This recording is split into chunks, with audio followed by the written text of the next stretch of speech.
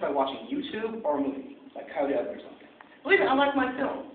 But the reason why in those movies they're putting the ice in the Boston shaker and pouring stuff inside is because they're not bartenders. They don't know how to do pour count. They're not as good as you, and you just have 1 day of training. It escapes them on the understanding of actually how to do it correctly. With that said, I think it's fine if you guys want to get a Boston shaker, fill it with ice, and add all your ingredients on top. That's cool. You're going to see that everywhere you go. But I think you guys can be taught at a much higher skill level to where you could bartend for our president. If you're going to do it that way, I would suggest using a mixing cup and putting the ingredients in here first. I'm going to go ahead and start off by adding 6 drops of dry vermouth. What's the pour count of 6 drops? I think it's ridiculous. But in my many travels on this planet, I've discovered 6 drops is the equivalent of 1/4 of a shot. What's the pour count for 1/4 of a shot? 1 count, absolutely correct. So 1. Next, go ahead and add, let's put vodka in this vodka martini. I'm going to add 2 ounces. How long was that pour count? 8. That's an 8 count. 1, 2, 3, 4, 5, 6, 7, 8. Now again, the superiority of using a mixing cup is I can see and visually notate how much was inside. You guys have had pour spout malfunctions where it stops pouring, or pours really quickly, or maybe you're pouring cream from a carton. If you put it in here, unless you're Superman, you're not going to be able to see through this. And if it's made of lead, not even Superman's going to see through it. If you have it right here, you know exactly what's going on. I can tell you, one of Kenny's chubby little fingers, that's 1 ounce. And another one of my chubby little fingers, that's 2 ounces. And there's 1/4 on top of that. By visually looking at it, I can tell you how much is inside that glass. Okay? At this point, if I was going to make a dirty martini, I'd grab my olive juice, put my container. Some people are going to find it disgusting, some people are going to be like, well, that's very normal. But if it was a dirty martini, I'd go ahead and grab this, and inside my mixing cup do a 1, a pour count. Okay? Olive juice, direct inside the mixing cup. But this martini is going to be made regular. So at this point, I'm going to get my Boston shaker, and I'm going to fill it 3/4 the way full. After 3/4 the way full, I'm going to get all the ingredients from my mixing cup and put it inside. Now at this point, say I was like, oh my god, I didn't show my glass. I don't have any cold glasses. Oh, I need to go ahead and do that. I have all the time in the world. If I put it inside my Boston shaker filled with ice, by this point the drink's ruined. It's just not going to be good. So I'm going to go ahead and put everything on top, make a seal, and I like to shake it 30 times.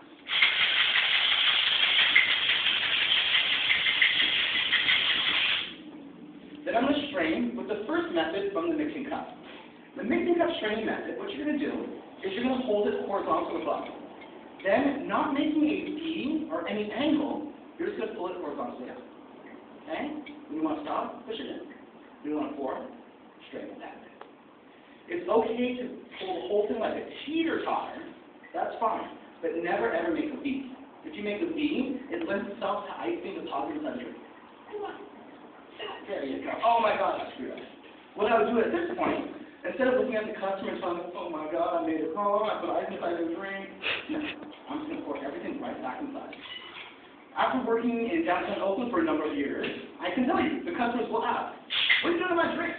And you just politely let them know, I'm making it excellent. Once you do that, once they make it all excellent for me, once they feel that you turn it into an opportunity, they're really going to appreciate that, and they are not going to look negatively. They're just going to know that you're putting a little extra work into their drink, which is true. Martinis are always and only garnished with an olive. What's the garnish on a martini? Olive. Oh, where do the onions go? Oh, that's coming up. So another straining method that I'd like to show you guys. Again, you don't have to know different straining methods for the course, but I think it gives you confidence, makes you stronger bartenders to have a little bit more options of straining in your hand. If I'm going to go ahead and strain with the strainer, after my process, I'm shaking it, I'm going to take off my mixing cup, and then get this guy. His name's the strainer. To me, it looks like a little teeny turtle. When you're using him, you want to make sure all the turtle legs are on the outside. If one of his little legs is on the inside, it's going to fall and die. That's what we want. When they're all on the outside, I want you guys to grab it as if you're going to take a drink from it. Okay? Hand should be closest to the top as possible. Then I want you guys to put your finger on that little metal plank. After you've done this a couple times, you can do whatever you want. Totally fine. Whatever paints your fancy, it's totally fine with me. But for the first couple times, go ahead and leave the ground set. Put your finger there and strain.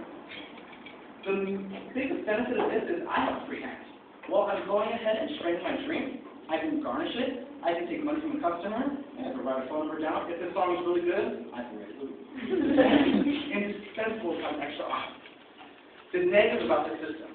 If this gets dirty, if it falls on the floor, if someone else is using it, or it's just lost, you can't make a drink, you can't make a shooter, you can't make a martini. If you use this only and exclusively, when you don't have the crutch, you're going to fall. But I think it's good to know that through all this entirely.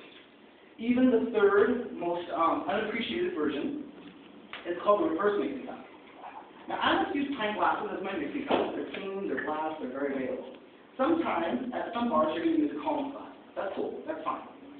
After you shake with the Collins glass or a pint glass, for the third straining method, you go ahead and reverse it and drop it inside. Okay? Then you go ahead and strain it with one hand. It's very difficult, very weak-handed. Some people are really good at it, some people love it. One instructor here only uses the reverse mixing cup. Another instructor here would beat me for teaching you. Okay? Depends what your customers want, what you like to do, and what's acceptable. If you're bartending at a frat party, they don't care. But if you're bartending at the White House, that's not good enough for my He's not going to like that. Okay? Keep that in mind. Questions? Okay, then let's go ahead and move on to that second drink, the dry martini. And I'll apologize ahead of time. The term dry rears its ugly head in the martini world way too often. The only type of vermouth that we use in martinis is dry vermouth. What's the only type of vermouth we use? Dry.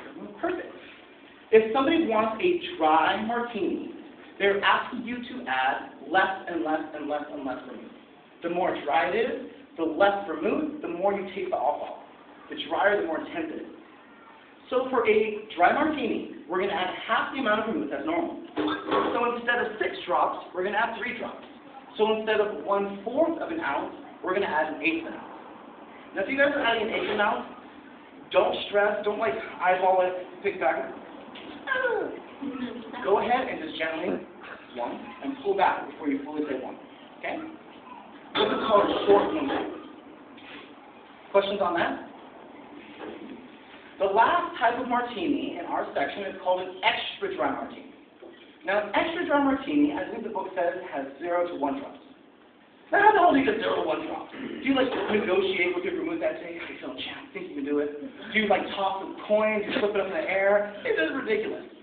What I have learned to do in bartending, especially in the Bay Area, around Union Square, what I've seen the bartenders do is get a chilled stem cocktail glass and put the dry vermouth directly inside. Then what you're going to do is pick it up, swish it all the way around, make sure it touches there you go, and you flick it. Remember the swish and flick. I like Harry Potter.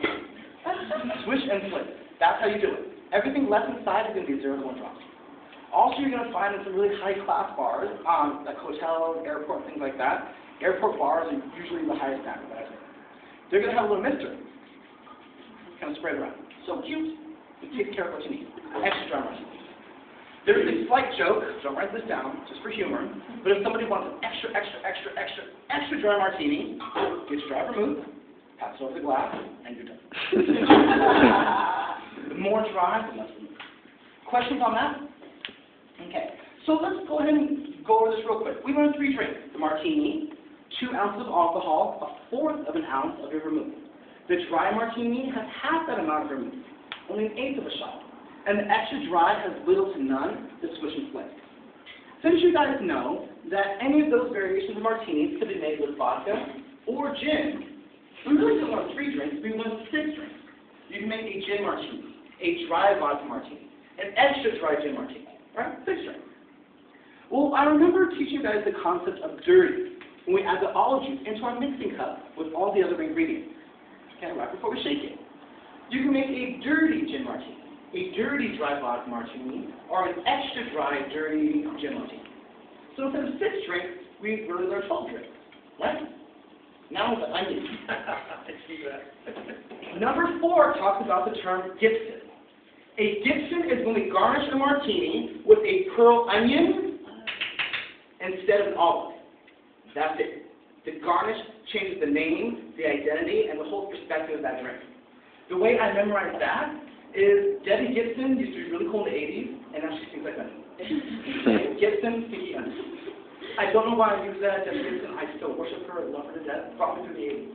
But Gibson, sticky onions. Okay? That's it. So instead of 12 drinks, you guys have really learned 24 different drinks. You can make a vodka martini. You can make a dry vodka martini. You can make a dirty dry vodka Gibson. Okay? As difficult as it's going to get from just a basic vodka martini is going to be something like a top shelf, extra dry, dirty gin Gibson straight up. If you can get through that, you can get through anything. All those words are just a different modification on that same basic recipe. So let's go over that real quick. Top shelf, extra dry, dirty gin Gibson straight up. Top shelf, what's that mean? Love how all you have pointed and looked at, okay? The exclusive, the really expensive, the top shelf variety, okay? Extra dry, what's that mean? Little or no. Swish and flip. Top shelf, extra dry. Dirty, what's dirty mean? How much olive? 4. Where are you going to put it? In the mixing cup with all the other ingredients before you shake it. Perfect. Top shelf, extra dry, dirty. Gin. Just spirit. 2 ounces, I like that. Okay, 2 ounces of it. And Gibson, what's that?